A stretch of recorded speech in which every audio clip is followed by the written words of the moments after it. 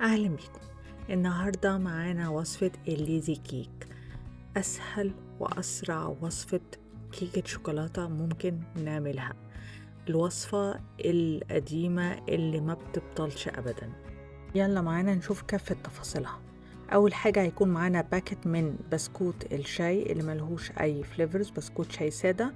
هنكسره مربعات صغيرة بالشكل ده. بعد كده هنضيف عليه معلقة من القرفة ونخلطهم كويس مع البسكوت.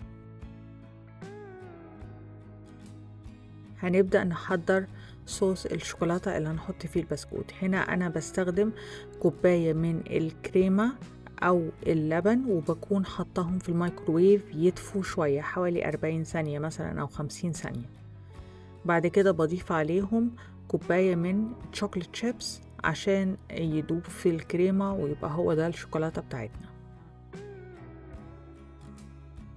هنا أنا بسيبه شوية في الكريمة وبعد كده ببتدي أقلبه فهيدوب واحدة واحدة.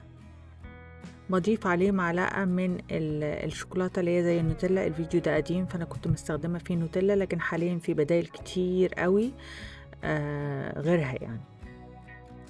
وبضيف كمان معلقة من البينات باتر، والبينات باتر لازم ناخد بالنا لو في أطفال كتير هياكلوا من الشوكولات شيبس دي، من الليزي كيك دي، فلازم اللي هياكلها يبقى عارف مكوناتها، لأن البينات باتر من الحاجات اللي بتبقى بتعمل حساسية.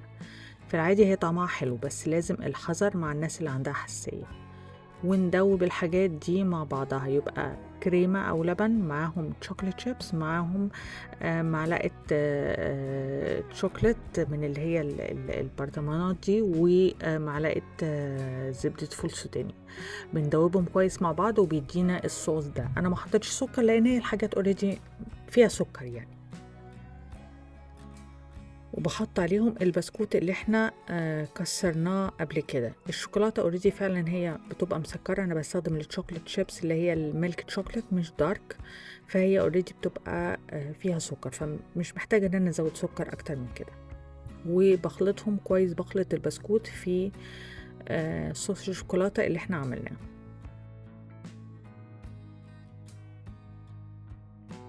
كده اتخلط كويس قوي. بعد كده ببتدي اجهز الحاجة اللي انا هحط فيها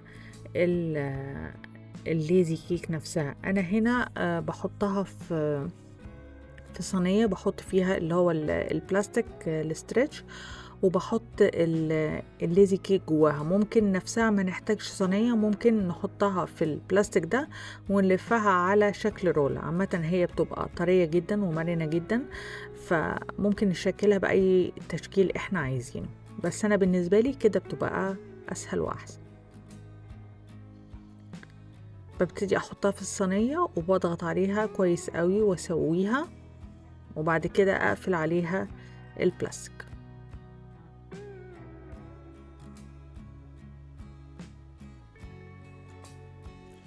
كل وقت الليزي كيك في تحضيرها ما بياخدش اكتر من 10 دقايق. كل وقتها اللي بنحتاجه بيكون هو وقت التلاجة. فدي بتبقى حلوة قوي ان انا اعملها الصبح والولاد لما يرجعوا من المدرسة يلاقوها، او اعملها بالليل وياكلوها الصبح. يعني كل الوقت، بس هو وقت التلاجة، لكن وقت تحضير مفيش فعلا. احنا بنتكلم على حوالي 10 دقايق. كده انا سويتها كويس ودخلتها في التلاجة. ممكن بقى هتفضل كذا ساعة، طبعا بنتكلم في حدود من 4 ل6 ساعات، ولو بيتناها يبقى احسن. كده بعد ما طلعت من التلاجة بنبتدي نفك البلاستيك من عليها. طبعا هي بتبقى ستيكي قوي او ملزقة قوي عشان الشوكولاتة، ففي ناس بتحط فوقيها طبقة شوكولاتة او طبقة مثلا جوز هند او حاجة زي كده. انا بحط كاكاو، برش عليها كاكاو بس، وبزينها وبقطعها. هي كده خلصت. اسهل حلويات في التاريخ متهيألي يعني. وطعمها ما يختلفش عليه اتنين يعني. متهيألي محدش من وهو صغير ما كلهاش يعني. فبس كده، دي كانت معانا ليزي كيك. بتتقدم بقى طبعا مع قهوة، مع بالنسبة للولاد كاكاو أو شاي بلبن يعني. ولو كنتوا معايا لحد دلوقتي فشكرا لكم جدا لمتابعتكم، وأشوفكم في حاجة جديدة إن شاء الله.